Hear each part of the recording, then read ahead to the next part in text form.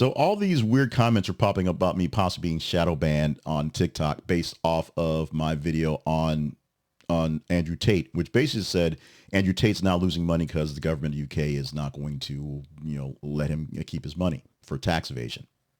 What is there? If I am shadow banned, I probably will be quickly shadow banned from X because I've been doing a lot of talk about one Elon Musk. And I will say a comment at the end of this thing that's not my original comment, but it's something that once I heard is like, you know what? That's a thing. It's not really about Musk per se. It's actually about our government, which is running out of money tonight. And the House rejected a Trump-backed shutdown plan with the next steps uncertain because there was a plan ahead of time. The U.S. House of Representatives actually negotiated a deal, we were told, past weekend. So basically Democrats are saying, don't worry about it. We're fine. And Mike Johnson's like, hey, we got it. We'll vote for this thing and be good.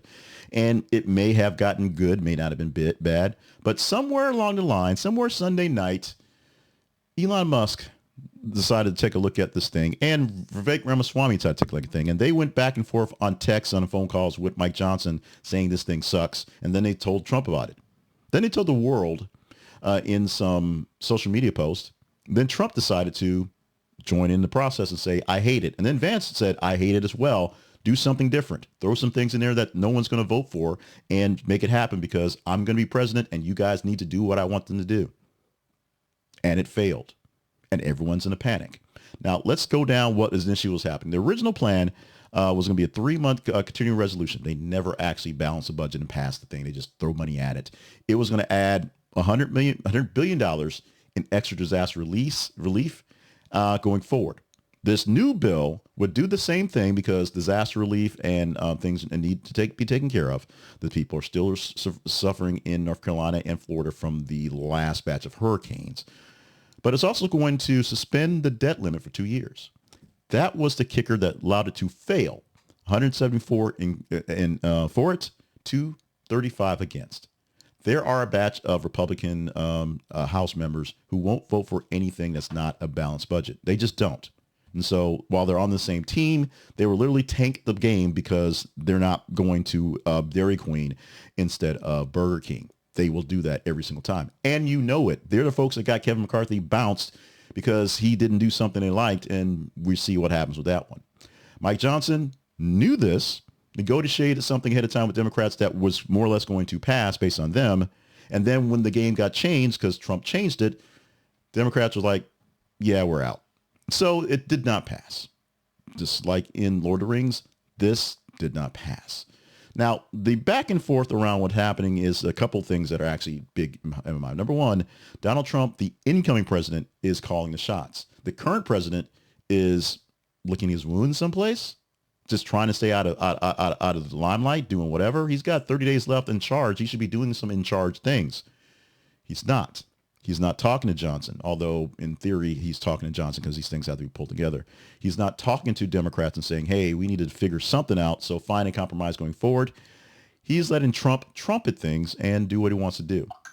Trump, in the process of trumpeting things, is not doing very well, at least in this case where we have hours until we have a shutdown. Tonight's the night we're supposed to be celebrating the first game of the 12-team college football playoff. And after that game is at regulation, we're going to sit and go just watch CNN and watch the countdown clock till the government shuts down. That's what's happening.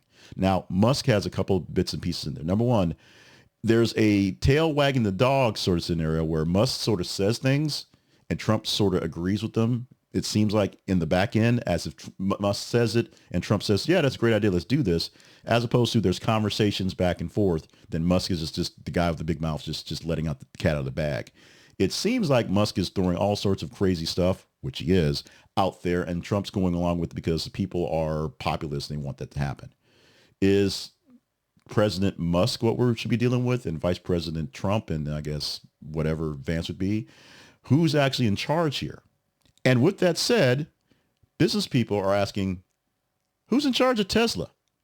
Who's getting work done at SpaceX? Now, as I have said, because I've studied business and studied leadership forever, the CEO, the head of everything, even the president of the United States, doesn't actually do anything. They tell people to do everything. They take credit for it because they can, but they find people to go press the buttons for them. They don't actually press the buttons.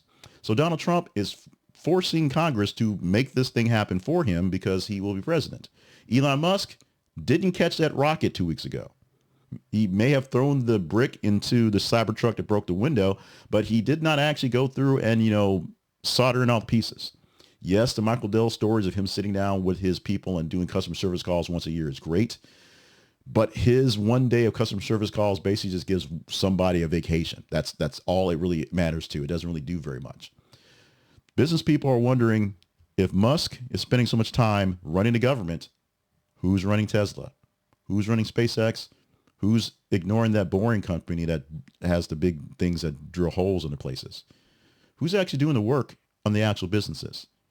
And it will bring out the other conversations of maybe he is doing that by interfering, I said interfering, in government affairs, which makes it easier to get more business stuff. Remember, he got a really big loan from Obama's administration to save Tesla in early days. Tesla is now what it is, and now he's trying to keep people from getting big loans to save themselves. So it is technically a Musk story, but it is a love story for all of us, as Musk, the South African-born person, although he's an American citizen, is running our government as an unelected official with a very silly name for a job place, with another guy with a very silly name for a job place in Doge, that being Ramaswamy. Their say and their sway is meaning a lot right now. And the guy who actually has the power has 30 or so days until he actually gets the power. I don't understand it. Topsy-turvy. We get the government we deserve.